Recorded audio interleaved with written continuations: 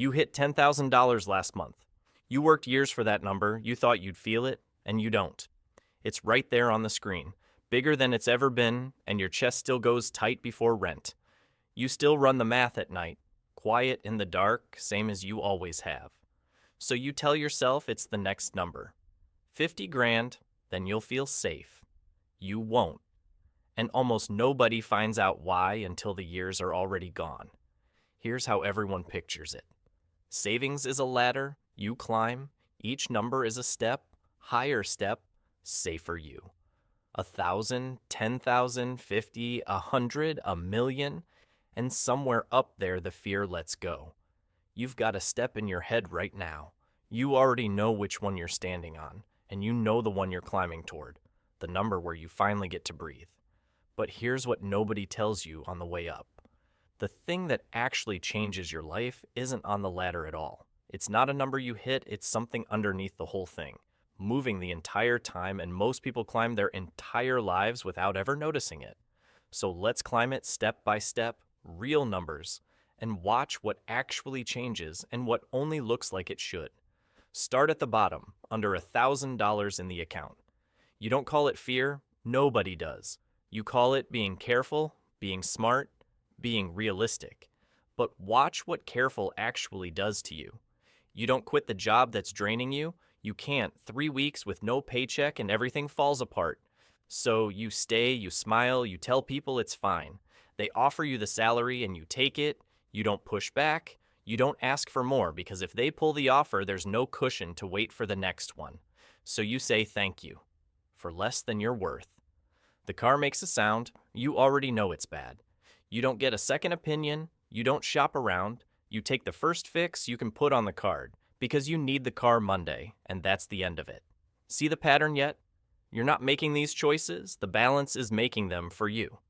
Every single one runs through one question first. Can I afford to be wrong here? And the answer is always no, so the choice gets made for you, quietly, before you even feel like you chose. That's the cage. It was never your boss, never the landlord, never bad luck. The cage is one thing. You can't absorb a single mistake, not one. And here's the part that should stop you. You've lived in it so long you stopped calling it a cage. You started calling it life. So you tell yourself the obvious thing, get the number up, get to 10,000, then the cage opens. Yeah, about that. So you do it. Months of saying no, months of watching the number crawl up, and one day it's there. 5 digits, 10,000 and change. It's a Tuesday, there's no music, nobody claps. You stare at the screen a second longer than usual, maybe you screenshot it, you probably don't tell anyone. Then you close the app and go to work. And something did change, this part's real, so I won't pretend it didn't. The car breaks now, and it's not the end of the world. You can eat a bad month. The average hit, the one that used to wipe you out, doesn't wipe you out anymore. Your body actually feels that. A little less weight on your chest. So this is it, right? This is where the fear lets go. Except, you're still checking the account before you spend, still doing the quiet math at night, just with bigger numbers now. The tight feeling before rent? Quieter.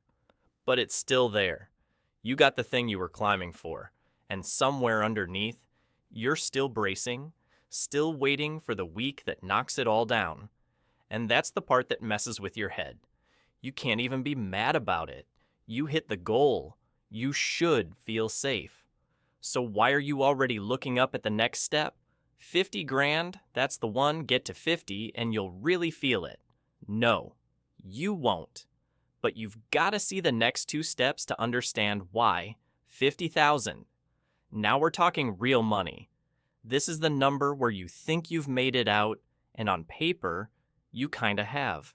You could lose your job and not panic for a few months. That's huge. That's something almost nobody around you has. But notice what came with it. The 50 grand didn't show up alone. By the time you've got it, your life got bigger too. There's a lease now, or a mortgage, maybe a kid, a car payment that's nicer than the one you used to sweat over. The number went up. So did everything it's holding. And the math at night? It didn't stop. It just changed costumes. It's not, can I make rent anymore? It's, am I saving enough? Am I behind? Is this it for the next 10 years? Different question. Same tight chest.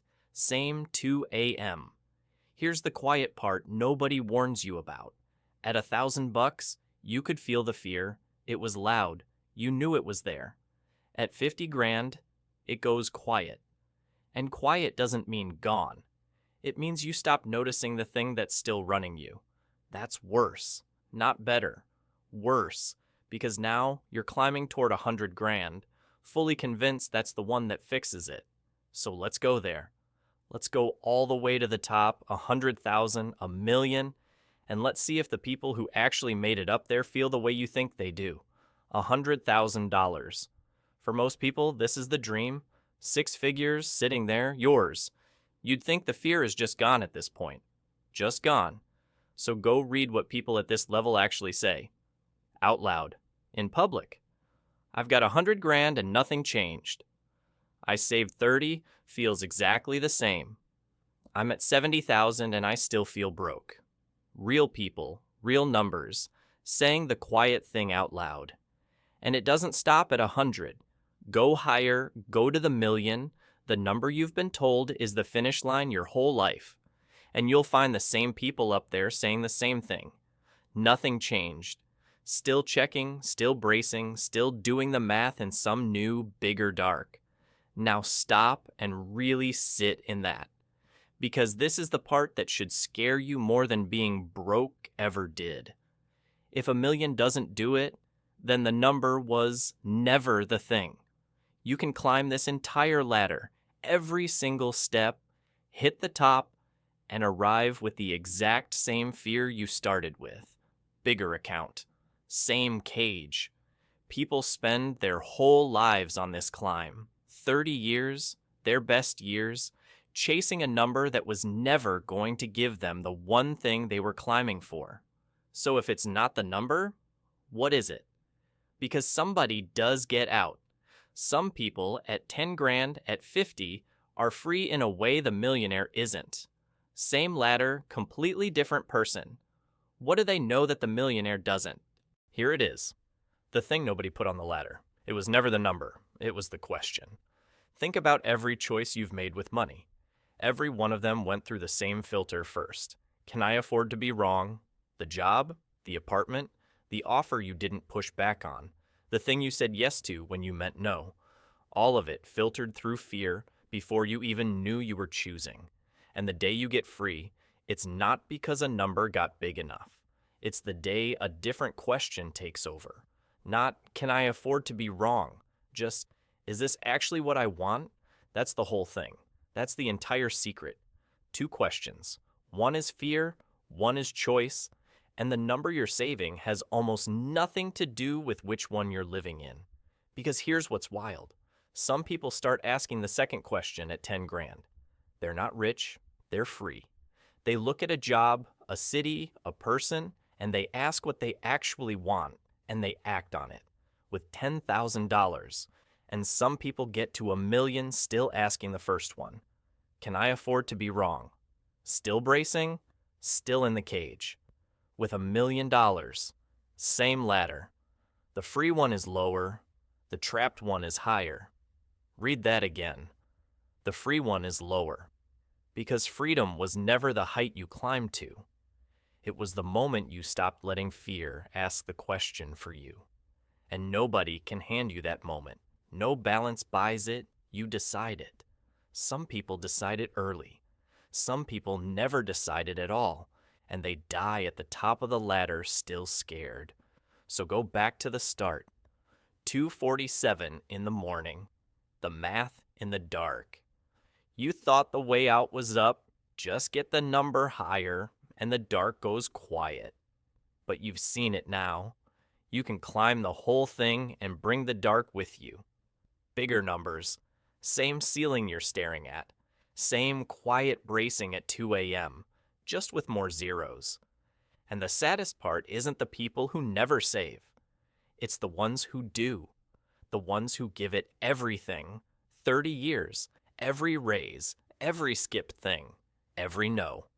They climb the entire ladder, and they get to the top still asking, "Can I afford to be wrong?" They paid the whole price and never got the thing they were paying for. Here's what I need you to actually hear.